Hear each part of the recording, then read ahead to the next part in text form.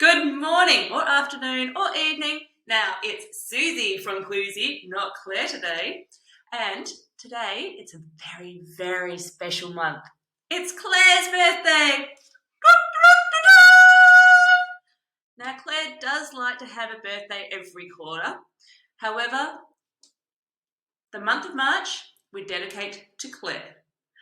And so we have spoken about birthdays before. I know that Claire did a birthday on my birthday month in November. However, we think it's really, really important to reiterate the message. It is just a cause for celebration. We love to celebrate. I mean, who doesn't enjoy celebrating? I'm sure there's some people out there, but it's nobody in our circle, that's for sure.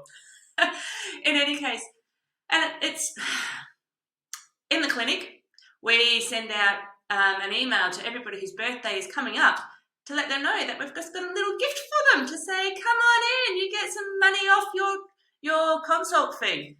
Because it's always good to have a little bit of money off and a little bit of feeling special and making sure that the body is in its finest form possible to make sure that you're living the life that you love.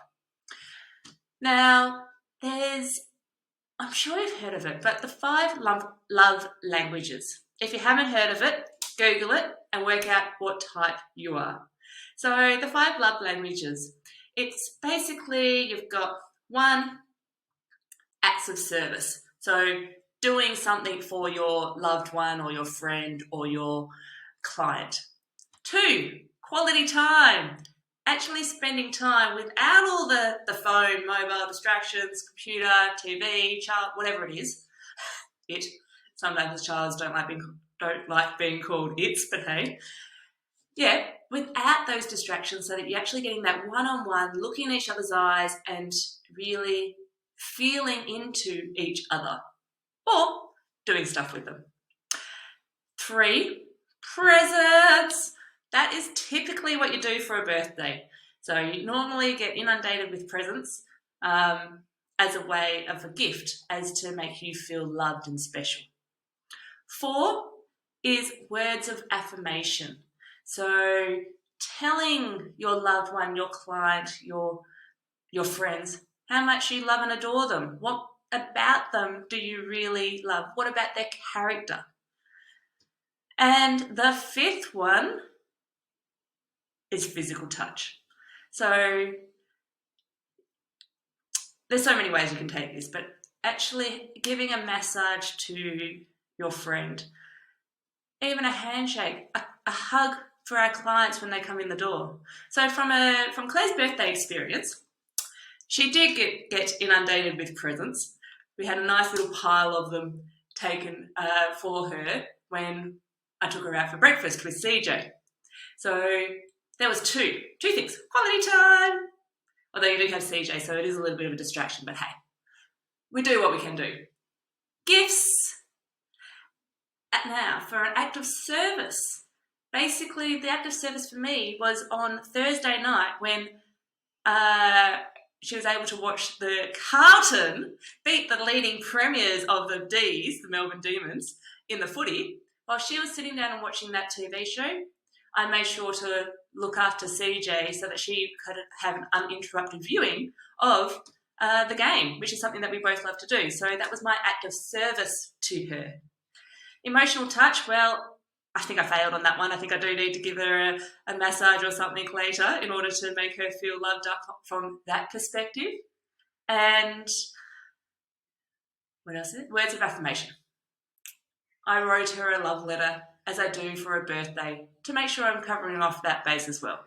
Now, Claire is definitely act of service is how she feels loved up by, and it's her way of giving love as well. For me, I'm all about quality time. I just want to go out and do things together and just have new experiences and enjoy that time. That's what fills my love bucket. So it's really important to know, 1, what your own personal love bucket is, and 2, in your love relationship, what is their love bucket, right? So that how you express love may not be how they actually feel love. So you do it in a way that expresses it for them. And so that's really important. From a clinic perspective, We don't know specifically what each person's love bucket is. So we try and do a capture or do everything in order to be able to say, okay, well, one of these different factors will actually be attributing to making you feel loved when you come into the clinic. So first off, physical touch. Almost everybody who comes in, Claire would love to give a hug to make them feel her energy as to what she's really trying to do is to support them in their healing journey. 2, like I mentioned earlier, we give the gifts at birthday time of just like little discounts and things like that.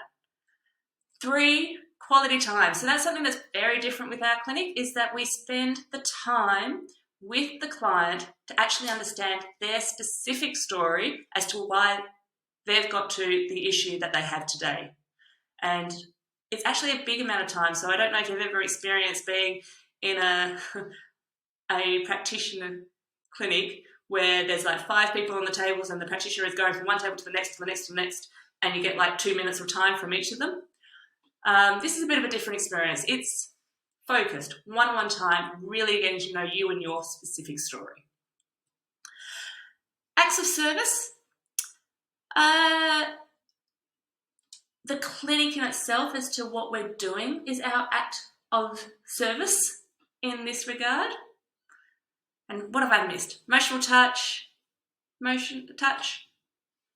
of service, quality time, whatever the 5th one is, it's gone straight out of my head and we'll just move on in. So for this birthday month, how about you have a think about, choose one person, just one person that you feel like you really want to take your love for them to the next level, whether that's a client, a friend, or your partner or a kid, right? Choose that one person. See if you can work out what their love language is, or if they're open to it. Go online, Google it, work and actually find out specifically what it is, and then choose something that is specific to them that they will love and go out and do it.